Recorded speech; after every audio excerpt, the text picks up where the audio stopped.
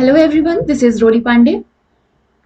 First year हमने previous year Hindi pedagogy का पूरा कर लिया है। ये हमारा सेकेंड ईयर है। सेकेंड ईयर के प्रीवियस ईयर की प्रैक्टिस करने जा रहे हैं हम।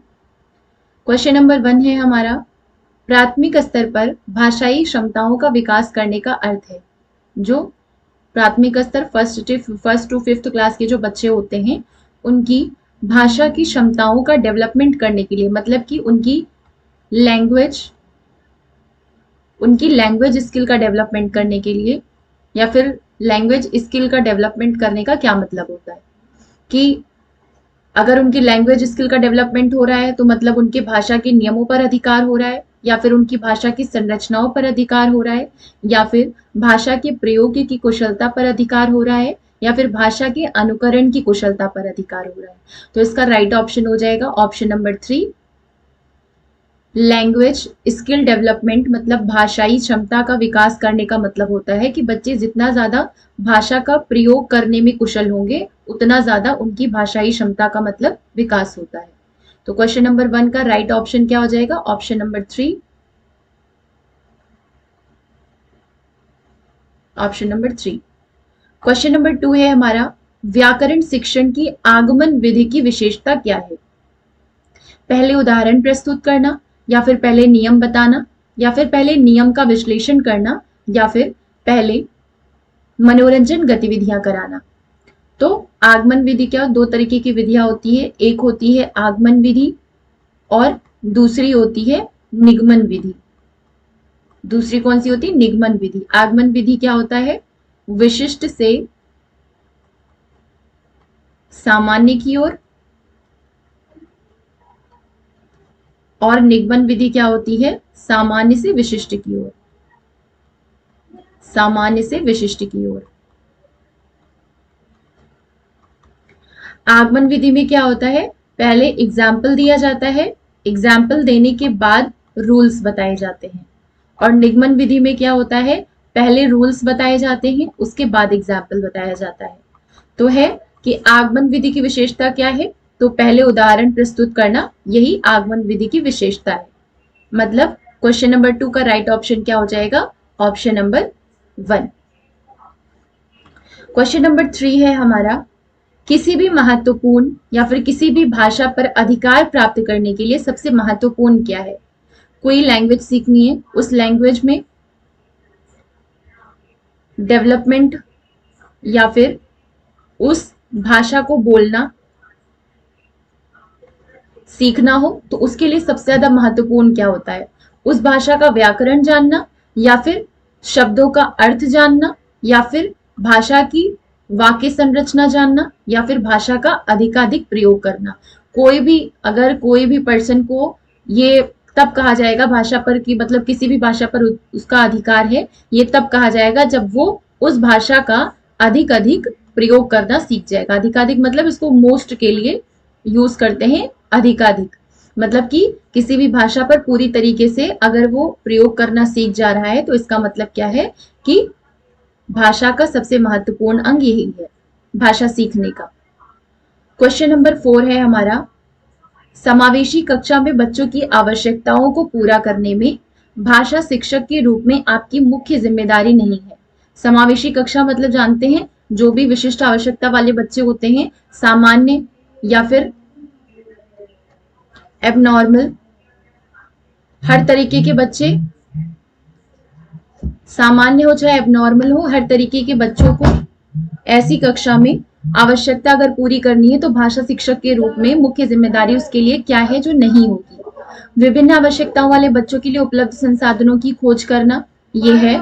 बच्चों की भाषा संबंधी क्षमताओं की पहचान करना, ये भी है, क्योंकि टीचर का कर्तव्य है कि बच्चा किसी भी भाषा की कितनी स्किल रखता है, उसमें किसी भी भाषा का कितना ज्यादा डेवलपमेंट हुआ है, इस चीज का टाइम टू टाइम पहचान करता रहे, तो ये भी जरूरी है। बच्चों को विभिन्न प्रकार की दृश्य श्रव्य सामग्री उपलब्ध कराना, क्योंकि समावेशी कक्षा है तो ऑडियो इम्पेयरमेंट वाले बच्चे भी होंगे, वीडियो इम्पेयरमेंट वाले बच्चे भी होंगे, तो उनके लिए दृश्य और श्रव्य सामग्री उपलब्ध कराना, ये भी टीचर की जिम्मेदारी है। बच्चों का आकलन करते समय अति उदार बनना, ये बच्चे की जिम्मेदारी नहीं है, इस वजह टीचर की जिम्मेदारी नहीं है, इस वजह से सबसे ज्यादा इंपॉर्टेंट क्या हो जाएगा?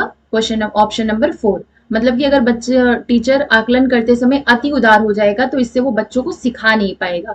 बच्चे की हर गलती पे उसने क्या कर दिया कि ठीक है कोई बात नहीं जाने दो, ऐसा करने से क्या होगा, इतनी बार बार उदारता करने से बच्चे को रिमीडियल टीचिंग नहीं दी पाएगी। मतलब कि डायग्नोस किया जाता है, पता लगाया जाता है कि बच्चे ने क्या सीखा क्या नहीं सीखा, तो उसके लिए अगर टीचर उदारता दिखाता है तो उसकी डायग्नोस नहीं कर पाएगा।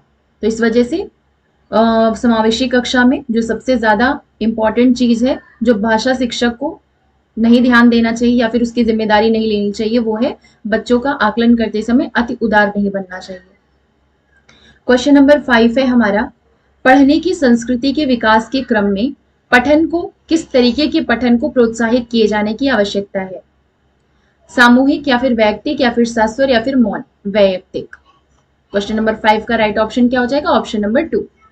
क्वेश्चन नंबर 6 है हमारा, भाषा की पाठ्य पुस्तक में सबसे महत्वपूर्ण पक्ष क्या है? कागज की गुणवत्ता या फिर आकर्षक चित्र या फिर पाठों का उद्देश्यपूर्ण चयन या फिर अभ्यासों की बहुलता? यही हो जाएगा ऑप्शन नंबर 3 राइट ऑप्शन, क्योंकि हर एक पाठ का चयन इस तरीके से करना चाहिए कि उसका कुछ ना कुछ ऑब्जेक्टिव हो, कुछ ना कुछ उद्देश्य उसके लिए निर्धारित किए रहना चाहिए कि उस उद्देश्य की पूर्ति के लिए उस पाठ को चुना गया है। इस वजह से भाषा की पाठ्य पुस्तक में सबसे महत्वपूर्ण पक्ष क्या होता है? पाठों का उद्देश्यपूर्ण चयन करना। क्वेश्चन नंबर 7 है हमारा, समग्र भाषा पद्धति पर आधारित कक्षा सभी भाषाओं को सीखने पर बल देती है या फिर गतिविधियों की आयोजन पर बल देती है या फिर बच्चों की भाषाई विकास की स्पष्ट समझ पर बल देती है या फिर बाल साहित्य को पढ़कर सुनाने पर बल देता है? भाषाओं को सीखने पर बल देती है, गतिविधियों के आयोजन पर बल देती है या फिर बच्चों की भाषाई विकास? यही होगा राइट ऑप्शन, ऑप्शन नंबर 3 हो जाएगा। जो समग्र भाषा पद्धति होती है वो किस चीज पर आधारित होती है? बच्चों की भाषाई विकास की स्पष्ट समझ पर बल देती है। क्वेश्चन नंबर 7 हो गया राइट ऑप्शन हमारा, ऑप्शन नंबर 3। क्वेश्चन नंबर 4 है हमारा, विद्यालय के बाहर का जीवन और वहां प्राप्त ज्ञान एवं अनुभव भाषा सीखने के लिए आवश्यक प्रेरणा देता है। क्योंकि विद्यालय जाने पर क्या होता है, बाहर का जीवन और जो वहां पे विद्यालय में प्राप्त ज्ञान है, वहां से जो अनुभव मिल रहे हैं, वो सारी चीजें किस चीज के लिए प्रेरणा देती है? इससे व्याकरणिक नियमों की जानकारी प्राप्त होती है या फिर मानक वर्तनी का समय का ज्ञान मिलता है या फिर लेखन की विभिन्न शैलियों का परिचय मिलता है या फिर समृद्ध भाषिक परिवेश मिलता है। विद्यालय में क्या होता है, भाषा सीखने के लिए भाषा का वैसा ही परिवेश मिलता है, इस वजह से वहां से बच्चों को ज्यादा प्रेरणा मिलती है भाषा सीखने की। तो क्वेश्चन नंबर 8 का राइट ऑप्शन क्या हो जाएगा? Option number 4। क्वेश्चन नंबर 9 है हमारा, पहली कक्षा में प्रवेश लेने से पहले आमतौर पर बच्चे तुतला कर बोलते हैं या फिर पठन लेखन में दक्ष होते हैं? अगर दक्ष होंगे तो पहली कक्षा में भी विद्यालय में बच्चा प्रवेश ले रहा है तो दक्ष तो नहीं होगा। तुतलाकर भी नहीं बोलता है क्योंकि 5-6 साल का बच्चा होता है। स्व अभिव्यक्ति जानते हैं या फिर भाषा की व्याकरणिक नियम जानते हैं? फर्स्ट क्लास के बच्चे, 5 साल के बच्चों में किसी तरह की कोई भी नियम की जानकारी नहीं होती है। तो राइट ऑप्शन क्या हो जाएगा? ऑप्शन नंबर 3, मतलब कि अपने आप को अभिव्यक्त करना जानते हैं। क्वेश्चन नंबर 9 का right option, option number 3। Question number 10 है हमारा, प्राथमिक स्तर पर पढ़ने की क्षमता का आकलन करने की दृष्टि से सबसे महत्वपूर्ण क्या है? जब प्राथमिक स्तर पर जो बच्चे पढ़ रहे हैं उनकी पढ़ने की क्षमता, मतलब रीडिंग स्किल का असेसमेंट करना हो, रीडिंग स्किल का असेसमेंट करना हो, आकलन करना हो, तो उसके लिए सबसे ज्यादा इंपॉर्टेंट क्या है? वर्ण की पहचान या फिर विराम चिन्ह का ज्ञान या फिर पढ़ने में प्रवाह या फिर अर्थ का निर्माण? क्वेश्चन नंबर 11 का राइट ऑप्शन क्या हो जाएगा? ऑप्शन नंबर 4, क्योंकि पढ़ने की स्किल, रीडिंग स्किल का मतलब यही होता है, रीडिंग करते टाइम जो टेक्स्ट है या जो भी पैराग्राफ है, जो भी लाइन है, उसका अर्थ समझते हुए अगर उसको पढ़ा जाए तो उसका मतलब हो कि रीडिंग स्किल उसकी डेवलप हो रही है। तो सबसे ज्यादा इंपॉर्टेंट इस चीज में क्या हो जाएगा? पढ़ने की दक्षता, क्षमता में अर्थ का निर्माण करते हुए अगर बच्चा पढ़ रहा है, रीड कर रहा है, तो फिर यही सबसे इंपॉर्टेंट चीज होती है। इसलिए आकलन भी इसी चीज का करना चाहिए। तो क्वेश्चन नंबर 11 का right option, option number 4। Question number 12 है हमारा, भाषा की कक्षा में कहानी सुनाने का मूल उद्देश्य क्या होता है? बच्चों का मनोरंजन करना या फिर बच्चों की कल्पना शक्ति का विकास? यही राइट ऑप्शन हो जाएगा। बच्चों को भाषा की कक्षा में कहानी क्यों सुनाई जाती है? कहानी सुनते सुनते वो कुछ ना कुछ कल्पना कर रहे होते हैं, तो जितना ज्यादा वो कहानी सुनते हैं उसी हिसाब से उनकी इमेजिनेशन बढ़ती जाती है। तो इससे क्या होता है? उनकी इमेजिनेशन का डेवलपमेंट होता है। तो क्वेश्चन नंबर 2 का राइट ऑप्शन 12 का ऑप्शन नंबर 2। क्वेश्चन नंबर 13 है, प्राथमिक कक्षाओं में बच्चे बहुत कुछ लेकर विद्यालय आते हैं, जैसे अपनी कमियां या फिर समस्याएं या फिर भाषा या फिर पाठ्य पुस्तकें। बच्चे भाषा लेकर के अपने साथ आते हैं, भाषा लेकर के आते हैं, अपने अनुभव लेकर के आते हैं, दुनिया को देखने का दृष्टिकोण लेकर के आते हैं। तो क्वेश्चन नंबर 13 का right option option number 3। Question number 14 है हमारा, बच्चों की मौखिक अभिव्यक्ति के विकास का अर्थ यह नहीं है। मौखिक अभिव्यक्ति मतलब कि अगर बच्चे बोल करके कुछ एक्सप्रेस कर रहे हैं तो बच्चे के बोल करके एक्सप्रेस करने का जो डेवलपमेंट है, विकास है, इसका क्या अर्थ हुआ, क्या अर्थ नहीं हुआ। बातचीत में सक्रिय भागीदारिता का निर्वाह करना, ये होता है। बातचीत कर रहे हैं बच्चे, मौखिक अभिव्यक्ति कर रहे हैं, उस समय सामने वाला कुछ बोल रहा है, उस पर प्रॉपर सुन के प्रतिक्रिया देना, इसका मतलब सक्रिय भागीदारिता का निर्वाह कर रहे हैं। तो ये ऑप्शन सही है। वाद विवाद में बेझिझक होकर के बोलना, ये भी मौखिक अभिव्यक्ति का विकास है।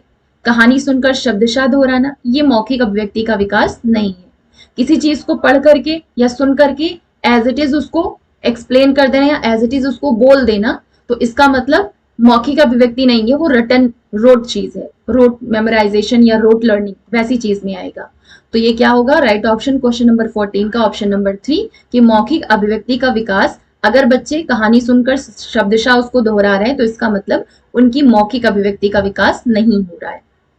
क्वेश्चन नंबर 15 है हमारा, भाषा की कक्षा में ये जरूरी है कि स्वयं भाषा शिक्षक की भाषा प्रभावी हो, या फिर भाषा शिक्षक जो है भाषा का पूर्ण ज्ञाता हो, या फिर भाषा शिक्षक बच्चों की उच्चारणता शुद्धता पर विशेष ध्यान दे, या फिर भाषा शिक्षक बच्चों की वर्तनी को बहुत कठोरता से ले।